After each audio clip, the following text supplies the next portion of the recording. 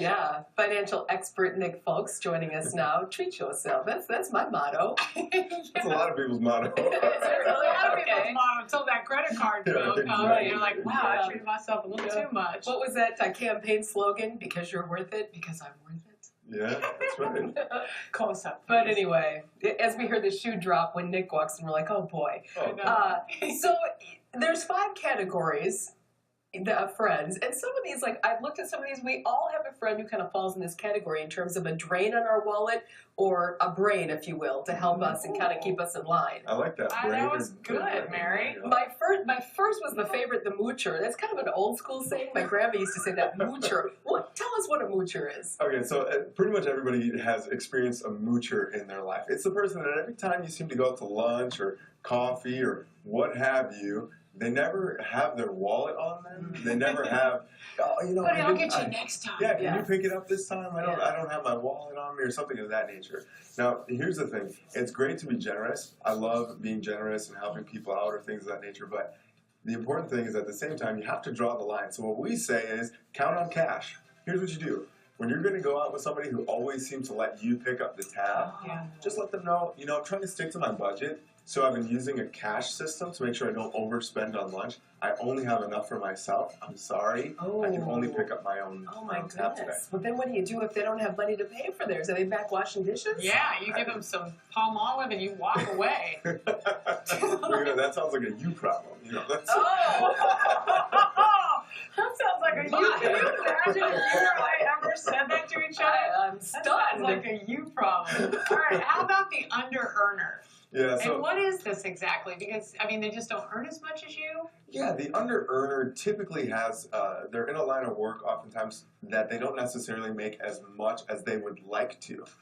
They are continuously complaining that, I'm just not making enough, I'm just getting by, and they're either underemployed or they're not employed, or their desire of what they think they're worth is a little bit too high for what they're going to qualify for.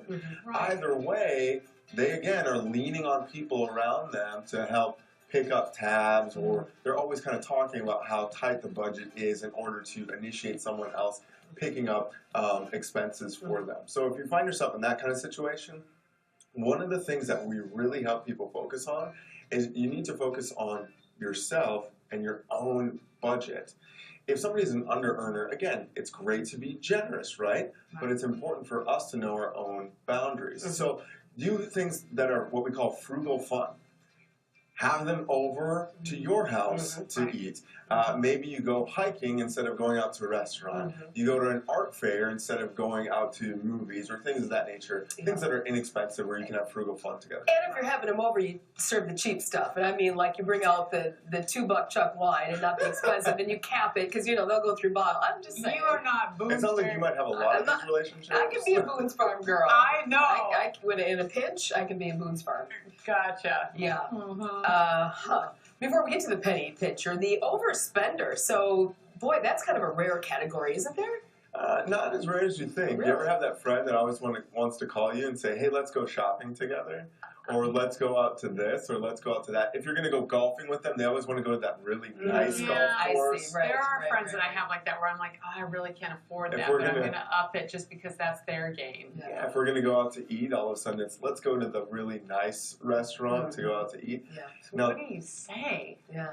It's called back to budget. You focus on making sure that if you're going to do things, it's within your own budget. A lot of times people who are overspenders, they may be living a lifestyle that they truly can't afford. And in the long haul, they're not thinking about the future. They're thinking about the now. So what we try to really help people do, I work with people who are in retirement going into retirement. So they'll come into my office and say, well, our friends are going to be going to Florida every winter. Our friends are going to be doing this. Our friends are going to be doing that. And we talk about, well, what can you do based on your budget, based on your lifestyle, based on your assets, what makes sense for your family. So don't focus on what other people are doing. Again, focus on what you're able to do. We have a great budget tool on our website, wealthwisconsin.com, that can really help people get organized for that. And you're telling people, it sounds like, be comfortable. Don't try to keep up with the Joneses. It's okay to say, hey, can we do pizza instead of steak? Is that... Absolutely. Okay. My wife and I, we went through a course from a financial course, and one of the things it said was, live like no one else now, so you can live like no one else later. So if you're willing to, if you're willing to live different than other people do right now, you can have a lifestyle that other people can't later because you chose to live on a budget. Right. The penny pincher. Yeah. Now, I wasn't saying you. I didn't mean to. Why did you glance over here? I didn't mean that. I did not. I'm just a pincher. I did not. You're very pragmatic, but not a penny pincher. So penny pinchers can be good and they can be bad at the same time. A penny pincher can help you look and learn how to save on different things. They're aware of different sales that are taking place, but they can also suck you into buying something because it's on sale. They can convince you that this is a good deal. You're not going to get it at this price. If you didn't need it, it wasn't a deal. So make sure that you get that. All right. How about the one-upper?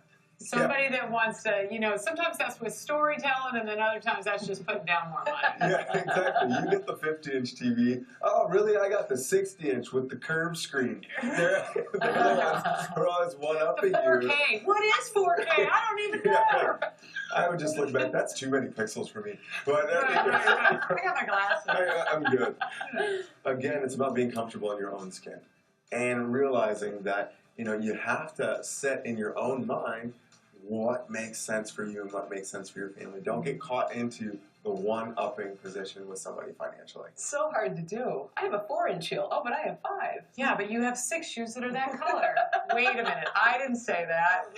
Nick Foulks, thanks so much for being here. Always a Appreciate pleasure. it. Anyway,